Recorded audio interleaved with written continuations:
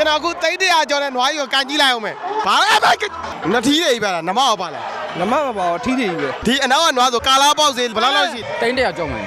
ဒီနွားကတိတ်တရာကျွန်တော်ဒီနွားတိတ်တရာနော် သူတို့ကဒီနွားဖျားဖို့အတွဲကိုသူတို့ဝယ်ထားတာ ကျွန်တော်အခုတိတ်တရာကျော်တဲ့နွားကြီးကိုကန်ကြည့်လိုက်အောင်မယ်ဘာလဲဖိုးလဲကောင်းတယ်သိလားတိတ်တရာကျော်ဆိုတော့ကိုဂျိုလဲကောင်းတယ်နော်တိတ်တရာကျော်မို့လို့ အိန္ဒိယ အိန္ဒိယဆက်လား အိန္ဒိယဆက် ဗမာနွားတွေနဲ့ဆိုင်အိန္ဒိယနွားတွေကပို့ပြီးတော့ဈေးကြီးတယ်ပေါ့ ဟုတ်ကဲ့ တိန်း40နီးပါးလောက် 55သိန်း 45သိန်း 55သိန်း ခဏတော့ထိကြည့်လို့ရလား 55 ထိလို့ရလား ထိလို့ရတယ် ဘာမလုပ်ပါဘူးနော်45သိန်းတဲ့နွားတွေထိကြည့်အောင်မထိရဘူးအနေပါလိုက်ခဲ့လိမ္မောင်းနေလိမ္မောင်းနေဘလို့နွားတွေကဖမ်းခတ်လဲ ခတ်တာတော့မမင်းနဲ့ခွေးတဲ့လူတွေခါရတဲ့လူတွေနင်းခါရတဲ့လူတွေလည်းရှိတယ်ဒါမှကိုရိုးရဆိုတော့ကိုကဘယ်လိုပြောမလဲဒါဂုံသက်ဆိုပြီးတော့ကိုလိုက်ဖမ်းတာပဲ ဒီ ရှိ နေနထီးတွေပဲလားနမအောင်ပါလား နမမပါထီးတွေကြီးပဲ ကိုနွားတွေရောကိုယုံကြည်မှုရှိလားမိနိုင်မယ်လို့ထင်လားဖမ်းတဲ့လူအနေနဲ့ မထင်ဘူးပြီးမယ်လို့